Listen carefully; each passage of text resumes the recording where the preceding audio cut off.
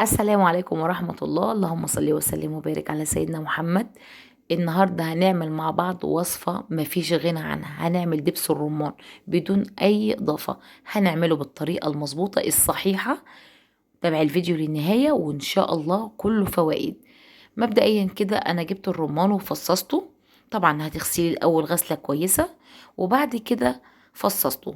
سبت اتنين يعني بحيث اللي مش واخد باله يبتدي يقشروا بنفس الطريقة. أسهل طريقة لتقشيره هم حاجتين: يا إما تمسكي الرمانة وتبتدي تعمليها من عند الجزء السمر زي ما أنا عاملاها كده وتمشي هيظهر لك الخطوط بتاعت الثمرة نفسها. هتمشي بالسكينة بطرف السكينة مش بالسكينة كلها، بالطرف بتاعها من فوق. هتبتدي تمشي مع الخطوط اللي هي البيضة اللي جوه اللي ظاهرة لك. هتبتدي طبعا انا عملتها كلها وبدأت افصصها كلها من بعضها. فبظهر اي حاجة حادة معلقة خشب. انا هنا استخدمت ايدي الهون، الجزء الصغير اللي فيها فوق، وبدأت اخبط عليه. مجرد بس همسك الجزء بتاع الرمانة واحطه على كف ايدي وتخبطي، يعني الرمان كله هينزل بمنتهى السهولة. بصراحة الموضوع مش متعب جدا، حتى لو اتفضل واحدة او اتنين مش اكتر من كده. بس حاولي تفصصيه من، يعني حاولي تفصلي الرمانة عن بعضها. برضك في طريقة تانية هوريها لك، ممكن تقسميها من النص. يعني سواء الطريقة دي او الطريقة دي النتيجتين واحدة، والطريقة سهلة جدا. يعني لو معاكي كمية كبيرة من الرمان بمشيئة الرحمن هتفصص معاها كلها بمنتهى السهولة زي ما انت شايفة كده. حاولي برضك تفتحيها بحيث يعني يكون يعني لما تخبطي عليه ينزل كله بسهولة. زي ما انت شايفة كده الرمان بينزل معايا. طبعا انا عملت الكميه كلها ما خدتش وقت لان زي ما شايفه الطريقه بسيطه جدا.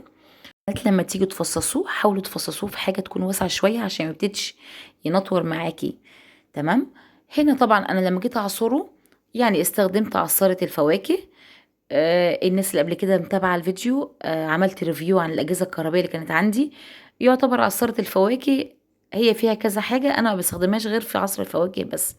طبعا حطيتها يعني لو انت مش متوفرة عندك موجودة خير وبركة، مش موجودة في شفشق الخلاط ما تضيفيش مية. الرمان غني بالسوائل، مجرد ما هتضربي معاكي هيبتدي يضرب بسهولة. وهتصفيه زي ما بتصفي عرق سوس بالظبط، يعني كلنا عارفين العرق سوس بتعمل ازاي وبتصفى ازاي.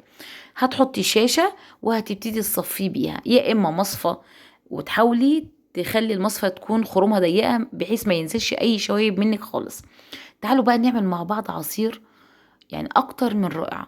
هنجيب هنا بنجرايه او الدول العربيه زي ما بيقولوا عليه الشمندر. وطبعا انا هنا غسلاها كويس جدا وسايباها بالقشر بتاعها لاني بغسلها بالفرشه بتاعه الخضار او الفاكهه. وبعد كده بقطعها بقشرها زي ما انتم شايفين، حابه تقشريها براحتك.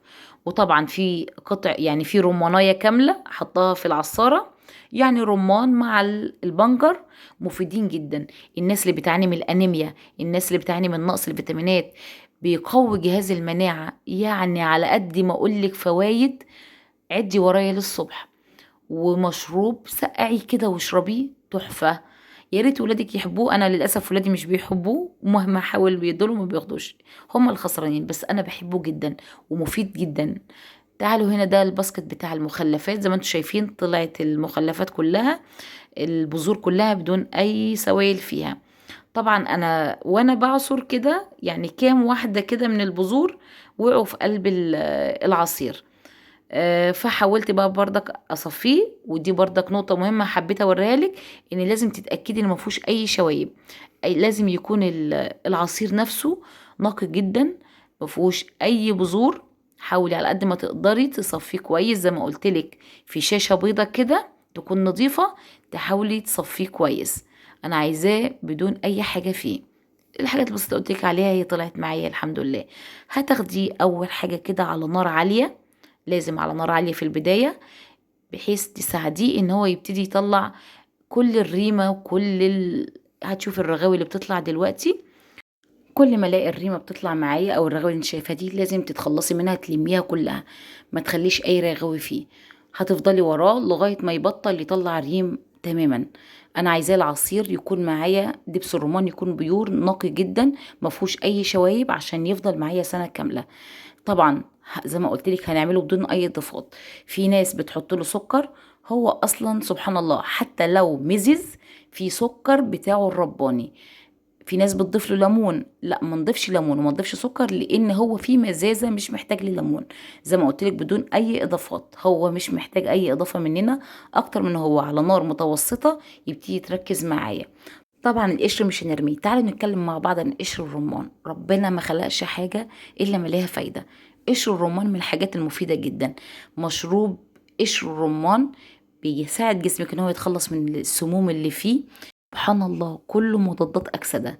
بيحارب جسمك ان هو العلامات اللي بتظهر في البشرة، الشيخوخة، كل الكلام ده كله سبحان الله بيساعد جسمك ان هو ينتج مواد الكولاجين الطبيعي.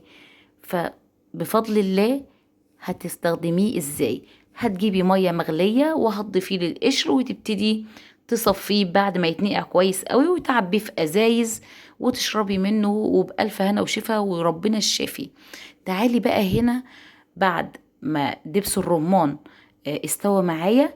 طبعا انت في الاخر كده هتبصي طبعا هتلاقي بدأ يعمل فقاقيع كده وغليان. شوفي الرغاوي اللي بتطلع في الاخر دي، ده دليل ان هو استوى. وحاجة تانية، طبعا حضرتك هتاخدي معلقة كده على طبق وتبتدي زي ما بتعملي مربى وتشوفي المربى عقدت معاكي ولا لأ. بنجيب كام معلقة كده ونحطهم على الطبق ونبتدي نديها خط في النص. لو الخط لحم لبعضه يبقى هي لسه عايزة شوية نار. لو الخط فضل مفصول من غير ما يلحم مع بعض يبقى هي كده استوت جدا. لازم يستوي كويس لاننا احنا زي ما انتوا عارفين دبس الرمان من الحاجات اللي ما بتتحطش في التلاجة، ممكن نحتفظ بيها بره التلاجة. تعالوا بقى، كانت عندي ازازة دبس رمان قديمة غسلتها كويس وبدأت اعقمها ازاي؟ حاجة من الاتنين، يا تحطي مية مغلية فيها وترجيها كويس جدا بالمية المغلية وتبتدي تقلبيها لغاية ما تصفي المية اللي فيها.